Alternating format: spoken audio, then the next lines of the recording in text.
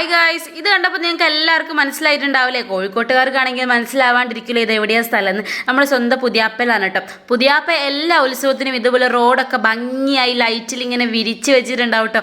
നല്ല ഭംഗിയാണ് കാണാൻ വേണ്ടിയിട്ട്. അപ്പോൾ 2-3 വർഷമായിട്ട് ഞാനും പോകുന്നുണ്ട് കേട്ടോ. അപ്പോൾ ഈ വർഷം മുടക്കാതെ തന്നെ പോയിട്ടുണ്ട്. ഈ ലൈറ്റ് കാണാൻ വേണ്ടി മാത്രമാണ്. അമ്പലത്തിലേക്ക് വന്നിട്ട് പിന്നീട് ഒരു ദിവസമാണ് കേട്ടോ പോവുക. ഇതിപ്പോൾ ലൈറ്റ് കാണാൻ വേണ്ടി പോവുക എന്നുള്ളതൊരു നിർബന്ധമായിട്ടുണ്ട് എല്ലാ വർഷവും കേട്ടോ. അങ്ങനെ ലൈറ്റ് കാണാൻ വേണ്ടി പോയിട്ടുണ്ട് കേട്ടോ. അപ്പോൾ പോകുന്ന വഴി തന്നെ നമുക്ക് കാണാം ഭയങ്കര തിരക്കാണ്. എല്ലാ വണ്ടികളുള്ള ആളുകളെ കയ്യിലും ഫോൺ ഇങ്ങനെ പൊക്കി പിടിച്ചിട്ടുണ്ടാവും ഇങ്ങനെ വീഡിയോ എടുക്കാൻ വേണ്ടിയിട്ടോ. അപ്പോൾ എൻ്റെ വീഡിയോയ്ക്ക് കുറച്ച് ക്ലാരിറ്റി കുറവൊക്കെ ഉണ്ടെങ്കിൽ നിങ്ങൾക്ക് മനസ്സിലാവുന്ന രീതിയിലൊക്കെ ഞാൻ എടുത്തിട്ടുണ്ട് കേട്ടോ. ഇനി നല്ലൊരു ഫോണൊക്കെ വാങ്ങിയിട്ട് നമുക്ക് അടുത്ത വർഷം പോയിട്ട് സെറ്റാക്കി എടുക്കണം കേട്ടോ. ഈ പ്രാവശ്യം വെറൈറ്റി ആയിട്ട് ഇങ്ങനെയാണ് കേട്ടോ ലൈറ്റിനെ സെറ്റാക്കിയിട്ട്.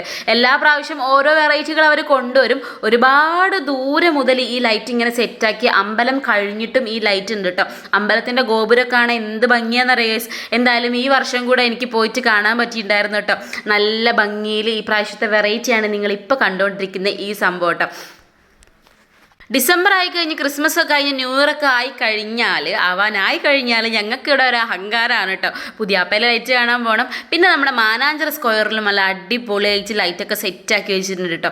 അപ്പോൾ അതാണ് നമ്മുടെ അമ്പലത്തിൻ്റെ ഗോപുരം കേട്ടോ. അമ്പലം കഴിഞ്ഞ് പോകുമ്പോൾ നമ്മുടെ റോട്ടിൽ അടുത്തുള്ള വീടുകളിലൊക്കെ ഇതേപോലെ തെങ്ങിൻ്റെ മുകളിലും വീടിൻ്റെ മുകളിലൊക്കെ ലൈറ്റ് ഉണ്ട് ഗൈസ്. ഞാനും ഭരത്തുമോനും എല്ലാം ആസ്വദിച്ച് ഇങ്ങനെ പോയിക്കൊണ്ടിരിക്കുകയാണ് കേട്ടോ. ഭരത്തുമോനോട് ഞാൻ പറഞ്ഞു നീ കിടന്ന് കണ്ടോന്ന്. അവനതാ കിടന്ന് ആകാശത്തേക്ക് നോക്കി കാണുകയാണ് കേട്ടോ. നല്ല ഭംഗിയാണ് കേട്ടോ വണ്ടിയിൽ, പ്രത്യേകിച്ച് വണ്ടിയിൽ തന്നെ പോകണം കേട്ടോ ഇങ്ങനെ കാണാൻ വേണ്ടിയിട്ട്. Bye guys.